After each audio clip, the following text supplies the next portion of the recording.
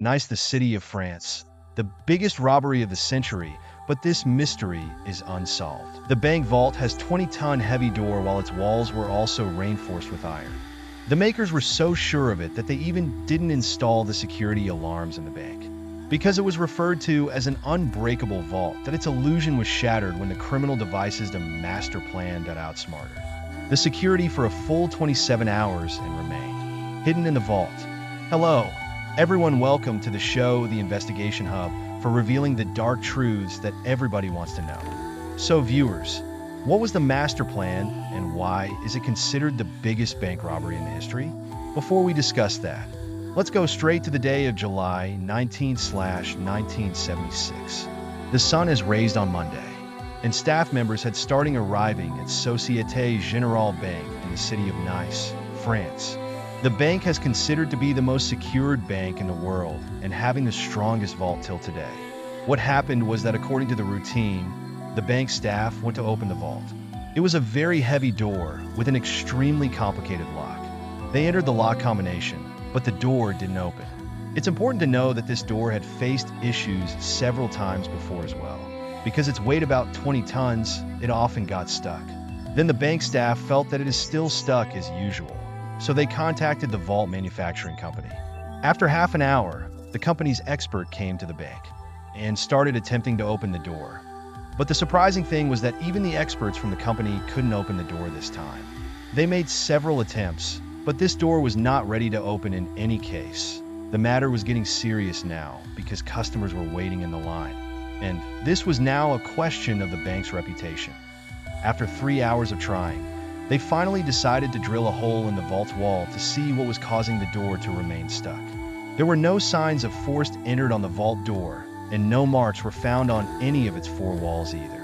When they peered inside after drilling a hole using a heavy-duty drill machine, they discovered that someone had welded the vault door shut from the inside.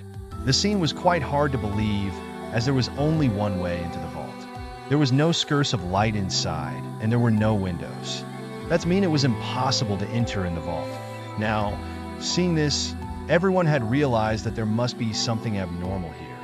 They arranged machinery and decided to break through the vault's wall to gain entry, but this task was quite time-consuming. Because the walls were quite thicker than the regular walls, and there was also an iron reinforcement between them. Well, after many hours of hard work, a hole was made so that a human could enter it, and when they look inside, the sight was unbelievable.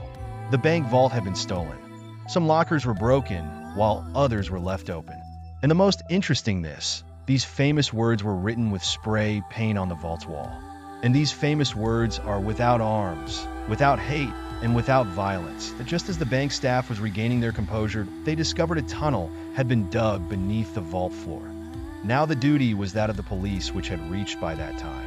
The robbers had broken into 400 out of the 4,000 staff deposit box inside the vault. The tunnel had dug was leading into the city's largest underground sewage line. There the police found a lot of evidence, including tools and 27 gas cylinders, with the help of which the robbers had lit a welding torch. Not only that, ventilation equipments for fresh air and sewerage line, and electrical cable about 1 kilometer long were also found. This heist was worth more than 20 million today's. Its value is estimated at $110 million today. It was not only the biggest bank heist of the century, but this police investigation also has the status of the biggest investigation in France. Well, this thing had now spread all over the world. While the bank's reputation had certainly suffered, this incident was also a source of great regret of the French police. For the next several months, the police pressed hard, apprehended individuals in the vicinity, also interrogated bank staff, but no trace of robbers could be found from anywhere. Then, after 3 months, in October 1976, the police received a significant lead. A member of the robbers group had been captured based in a trip from his own girlfriend. At first, he was denying any involvement, but when the police pressed him, he eventually broke down and divulged the entire gang's name. What astonished the police was that this gang was notorious for committing small and petty thefts. They had done such a big bank heist, this thing was not being digested. The mastermind of this plan was actually someone else. During the interrogation, Gang members provided the police with a name of an individual who, according to them, was the mastermind behind this heist. This man named Albert Spaggieri was actually a photographer. When the police arrested him, he didn't look like a criminal from anywhere. Simple dressing, simple lifestyle, and living in the normal house in the outskirts of the city. When inquiries were made with his neighbors, everyone said that Albert is a simple photographer, how always minds his own business. But when the police were thinking about the Albert Spaggieri, he was completely different from that he immediately confessed to the police that he was the mastermind of that bank heist, that the case was almost closed for the police, but it was just beginning. According to Albert, he had previously taken a locker in the same bank. And on the pretext of going to the vault, he used to capture photos of all the things. He first kept an alarm clock in his locker, setting the alarm's clock for nighttime, that when the alarm went off, and NI1 was alerted and neither did any security alarm sound. So, he had confirmed that there was no security system in the vault. Then he went to the city government office in the guise of an engineer and took out the map of the city.